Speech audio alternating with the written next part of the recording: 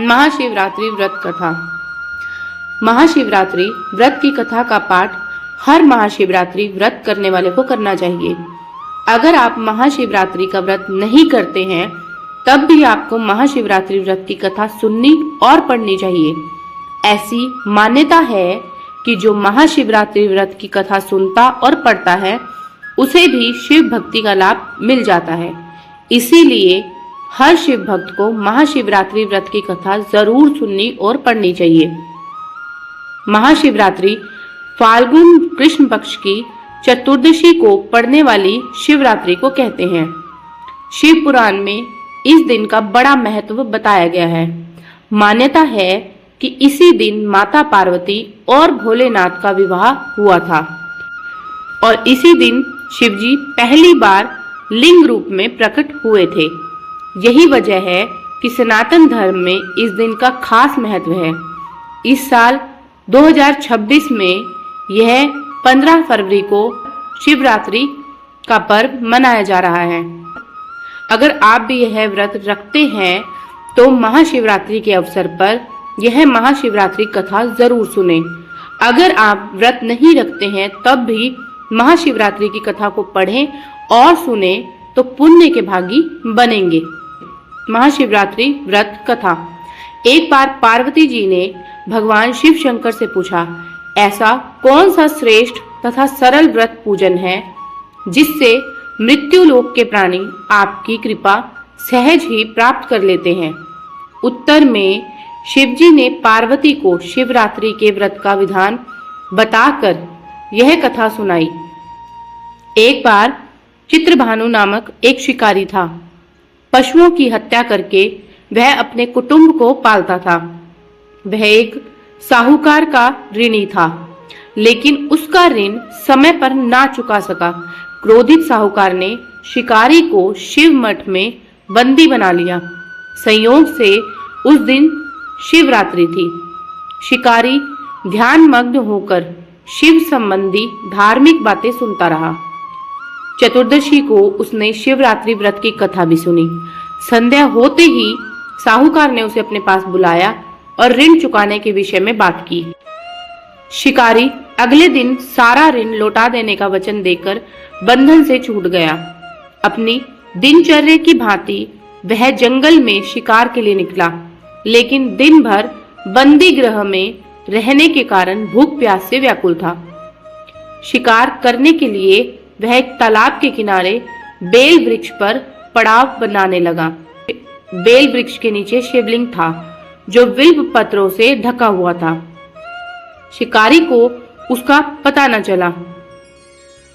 पड़ाव बनाते समय उसने जो 2 टहनियां तोड़ी वे संयोग से शिवलिंग पर गिरी।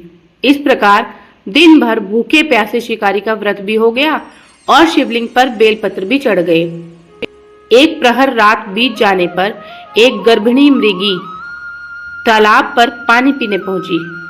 शिकारी ने धनुष पर तीर चढ़ाकर जो ही प्रत्यंचा खींची, मृगी बोली, मैं गर्भिणी हूं, शीघ्र ही प्रसव करूंगी। तुम एक साथ 2 जीवों की हत्या करोगे तो ठीक नहीं है। मैं बच्चे को जन्म देकर शीघ्र ही तुम्हारे समक्ष प्रस्तुत हो जाऊंगी, तब मार लेना। शिकारी ने प्रत्यंचा ढीली कर दी और मृगी जंगल में झाड़ियों में लुप्त हो गई। कुछ ही देर में एक और मृगी उधर से निकली। शिकारी की प्रसन्नता का ठिकाना न रहा। समीप आने पर उसने धनुष पर बाण चढ़ाया। तब उसे देख मृगी ने विनम्रता पूर्वक निवेदन किया, हे पार्थी, मैं थोड़ी देर पहले ऋतु से निर्वित हुई हूँ, कामातुर विरहिणी हूँ, अपने प्रिय की खोज में भटक रही हूँ। मैं अपने पति से मिलकर शीघ्र ही तुम्हारे पास आ जाऊंगी। शिकारी ने उसे भी जाने दिया। 2 बार शिकार को खोकर उसका माथा ठनका। वह चिंता में पड़ गया। रात्रि का आखिरी पहर बीत रहा था। तभी एक अन्य मृगी अपने बच्चों के साथ उधर से निकली। शिकारी के लिए वह स्वर्णिम अवसर था। उसने धनुष पर तीर चढ़ाने में देर नहीं लगाई। वह तीर छोड़ने ही वाला था कि मृगी बोली, हे पारधी, मैं इन बच्चों को इनके पिता के हवाले करके लौट आऊंगी। इस समय मुझे छोड़ दो। इस पर शिकारी हंसा और बोला, सामने आए शिकार को छोड़ दूं? मैं ऐसा मूर्ख नहीं। इससे पहले मैं 2 बार अपना शिकार खो चुका हूं। मेरे बच्चे भूख प्यास से तड़प रहे होंगे। उत्तर में मृगी ने फिर से कहा, जैसे तुम्हें अपने बच्चों की ममता सता रही है, ठीक वैसे ही मुझे भी। इसीलिए सिर्फ बच्चों के नाम पर मैं थोड़ी देर के लिए जीवन दान मांग रही हूँ।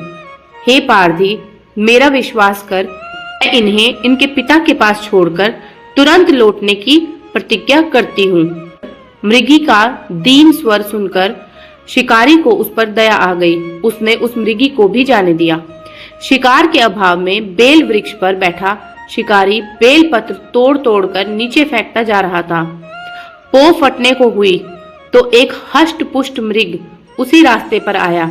शिकारी ने सोच लिया कि इसका शिकार वह अवश्य करेगा।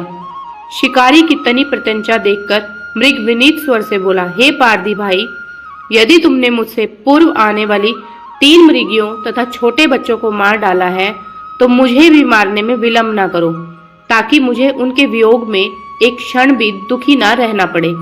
मैं उन मृगियों का पति हूँ। यदि तुमने उन्हें जीवन दान दिया है तो मुझे भी कुछ क्षण का जीवन दान देने की कृपा करें। मैं उनसे मिलकर तुम्हारे सामने उपस्थित हो जाऊंगा। मृग की बात सुनते ही शिकारी के सामने पूरी रात का घटनाचक्र घूम गया। उसने सारी कथा मृग को सुना दी। तब मृग ने कहा, मेरी तीनों पत्नियां जिस प्रकार प्रतिज्ञाबद्ध होकर गई हैं, मेरी मृत्यु से अपने धर्म का पालन नहीं कर पाएंगी। अतः जैसे तुमने उन्हें विश्वास पात्र मानकर छोड़ा है, वैसे ही मुझे भी जाने दो। मैं उन सब के साथ तुम्हारे सामने शीघ्र ही उपस्थित होता हूँ। उपवास, रात्रि जागरण तथा शिवलिंग पर बेलपत्र चढ़ने से शिकारी का हिंसक हृदय निर्मल हो गया था। उसमें भगवत शक्ति का वास हो गया था। धनुष बाण उसके हाथ से सहज ही छूट गया। भगवान शिव की कृपा से उसका हिंसक हृदय करुणा भाव में भर गया। वह अपने अतीत के कर्मों को याद करके पश्चाताप करने लगा। थोड़ी ही देर बाद वह मृग सपरिवार शिकारी के समक्ष उपस्थित हो गया ताकि वह उनका शिकार कर सके। लेकिन जंगली पशुओं की ऐसी सत्यता, सात्विकता और सामूहिक प्रेम भावना देखकर शिकारी को बड़ी ग्लानि हुई। उनके नेत्रों से आंसुओं की धारा बहने लगी। उस मृग परिवार को न मारकर शिकारी ने अपने कठोर हृदय को जीव हिंसा से हटाकर सदा के लिए कोमल एवं दयालु बना दिया। देवलोक से सभी देवी देवता भी इस घटना को देख रहे थे। सभी ने पुष्प वर्षा की। तब शिकारी और मृग परिवार को मोक्ष की प्राप्ति हुई।